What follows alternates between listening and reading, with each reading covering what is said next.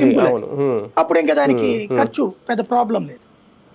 అందుకోసం తెలంగాణ వాళ్ళని తీసుకొచ్చి ఆంధ్రాలో కలిపారు. కరెక్ట్గా చెప్పాలంటే వాళ్ళకి ఆత్మ ఇప్పటికీ తెలంగాణనే అక్కడ ఉన్న వాళ్ళకి. కానీ ఆంధ్ర తరపున ప్రభుత్వం తరపున చేయాల్సి వస్తుంది. అదేమో లాంగ్ అయిపోయింది. ఇప్పుడు తూర్పుగోదావరి కలెక్టర్ దానికి కూడా కలెక్టర్ ఇబ్బంది పడిపోతున్నారు కదా. అది ఎక్కడ ఇది ఎక్కడ. ఇప్పుడు మన వరదలు వచ్చినప్పుడు ఎంత తిప్పలు పడ్డారు పాపం అవతల వాళ్ళు.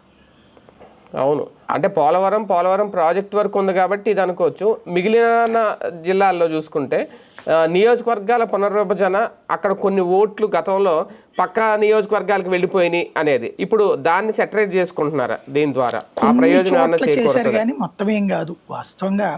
తర్వాత అంటే ఇప్పుడు 5 రెవెన్యూ డివిజన్లు అంటే అది కూడా ఉందేమో అని. ఇప్పుడు బేసిక్ సమస్య ఏంటంటే ఎవరి ఆలోచన వాళ్ళకు ఉంటుంది. ఇప్పుడు కొంతమందికి నా ఏరియా వరకు ఇప్పుడు ఈనాడు జ్యోతులు బాగా ఫీల్ అయిపోయింది పెనమలూరుని తీసుకెళ్లి మచిలీపట్నంలో కలపడం, కృష్ణా జిల్లాలో కలపడం. ఎన్టీఆర్ జిల్లాలోనే ఉండాలంటారు. విజయవాడకి పక్కనే ఉంటుంది పోలవరం, ఇదే పెనమలూరు. వీళ్ళకిద్దరికి వీళ్ళ దాని పేరు ఏమంటారు, వీళ్ళ కార్యాలయాలు ఆ ఏరియాలో ఉన్నట్టున్నాయి. వీళ్ళ రిపోర్ట్లు కూడా ఆ ఏరియాలో ఉన్నట్టున్నారు. వీళ్ళ హెడ్ క్వార్టర్ అక్కడ కృష్ణా జిల్లా హెడ్ క్వార్టర్ అవుతుంది మచిలీపట్నం. కాబట్టి ఇటు తీసుకొచ్చే ప్రయత్నం చాలా చేశారు. చేయలేదు కదా, దానికి ఒప్పుకోలేదు కదా బాబు గారు. ఎందుకంటే ఇదివరకు పెనమలూరు కృష్ణా జిల్లానే. మాకు పెంచి సర్కిల్ వరకు ఇది సిరీస్